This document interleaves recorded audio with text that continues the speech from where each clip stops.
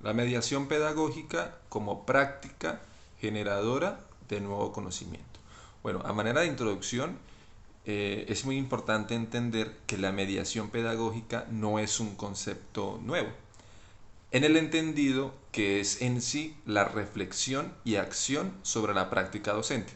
Y es en esa reflexión de cómo mejorar el proceso de conocer, de aprender y de adquirir nuevo conocimiento, en donde se refleja sobre el rol mediador, de acompañante y de guía del docente. Y de esto pues ya se venía hablando en la teoría de aprendizaje significativo de Ausubel y también en la teoría cognitiva de Vygotsky. También encontramos elementos en la relación que plantea Piaget entre objeto y sujeto. Así entonces, a manera de desarrollo, eh, entonces, ¿qué entendemos nosotros por mediación pedagógica?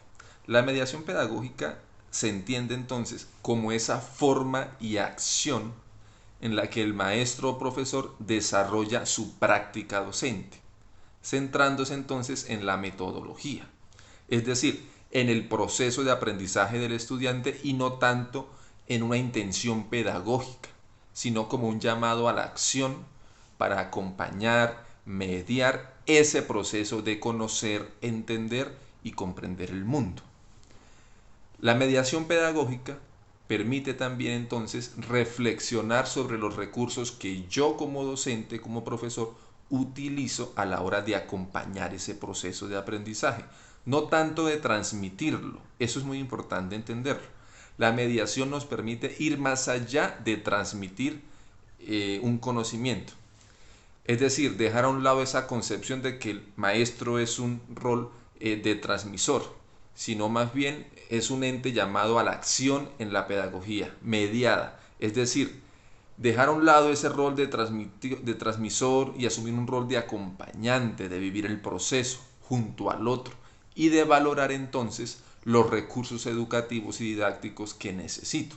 Por ejemplo, sobre todo ahora que estamos en esta etapa virtual de educación por la pandemia del COVID-19, nosotros no logramos mayor conocimiento en las TIC, por ejemplo, llevando computadoras a un colegio rural y replicando el modelo tradicional desde la informática. Nosotros mejoramos en la construcción de nuevo conocimiento cuando acompañamos los canales de búsqueda, cuando utilizamos otros recursos, además en este caso del computador, recursos como videobin, carteleras, televisión, entre otros. Es decir, es esa disposición del docente de buscar herramientas didácticas y cualquier mediación que nos permita al estudiante, por un lado, la apropiación de la mayor cantidad de información posible. Y así entonces acompañamos el proceso de él. Allí aparece entonces un primer postulado teórico y es esa concepción de que nadie educa a nadie, entender que la educación es ante todo un proceso de crecimiento y transformación del mundo en relación propia, en la relación propia de la transformación del sujeto. Esto lo plantea muy bien Paulo Freire, lo definió al plantear que el proceso educativo es ante todo el proceso de transformación y liberación del propio sujeto. Así entonces podemos decir a manera de conclusión, eh, planteamos entonces que en la mediación pedagógica, el profesor no transmite un conocimiento, sino que vive el proceso de aprendizaje.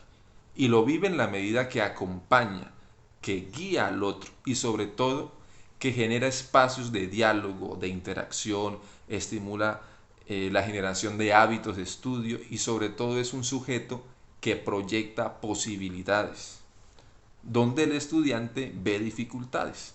El docente es ante todo un promotor del aprendizaje, convirtiéndose así en una relación de transformación mutua, donde el conocimiento y aprendizaje se funden en esa relación maestro-estudiante.